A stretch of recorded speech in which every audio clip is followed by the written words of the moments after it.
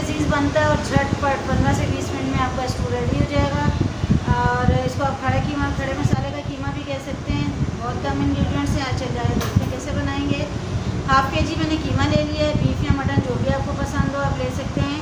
Half के जी कीमे के साथ मैंने जो है वो 1 पाव 250 ग्राम टमाटर लिए हैं और 250 ग्राम प्याज लिए हैं। तकरीबन 3 दरमियाने साइज़ के प्याज हैं और 3 ही टमाटर हैं।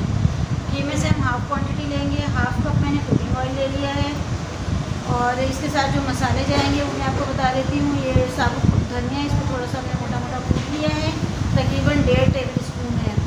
हल्दी पाउडर लिया है हमने आधा टीस्पून। नमक ले लिया है हमने 1 टीस्पून। आप इसको अदरक जायका कम ज़्यादा कर सकते हैं। कुटी हुई मिर्च ली है मैंने तकरीबन 1.5 टीस्पून। इसके साथ मैंने साबुत मिर्चें ली हैं 8 से 10, ये गोल वाली। अगर ये अवेलेबल नहीं तो आप लंबी वाली भी इस्तेमाल कर सकते हैं। 2 तेज़पात के पत्ते लिए हैं। लहसुन अदरक का पेस्ट लिया है मैंने तकरीबन 2 टेबल स्पून। और ये 2 दालचीनी की स्टिक्स ले ली हैं मैंने। 2 बड़ी इलायची ले ली हैं। अवेलेबल नहीं है तो आप 4 से 5 छोटी यूज़ कर सकते हैं। 2 से 3 मैंने लौंग लिए हैं और ये काली मिर्च ले ली है मैंने साबुत। तो आइए चलते हैं इसकी कुकिंग की तरफ।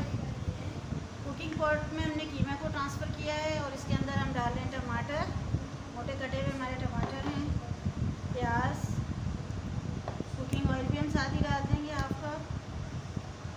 और ये तमाम मसाले जो मैंने अभी आपको ड्राई मसाले बताए थे, धनिया, नमक, लहसुन, अदरक और खड़े मसाले, तमाम के तमाम इसके अंदर ऐड कर देंगे।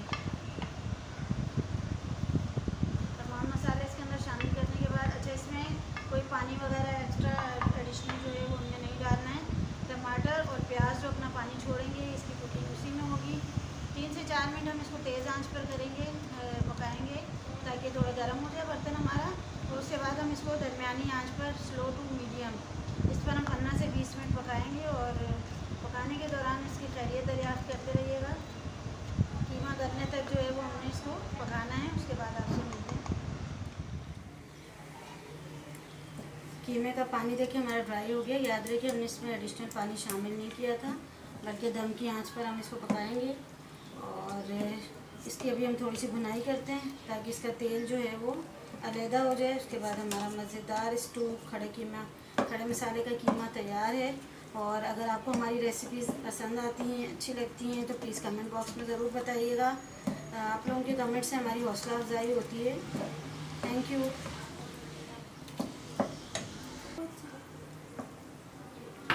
कीमे का पानी ड्राई हो गया है देखिए, और इसको भून लिया मैंने। 5 मिनट हो गए इसको भूनते हुए। अच्छी तरह से इसकी भुनाई करें ताकि इसका जो ऑयल है वो अलहदा हो जाए।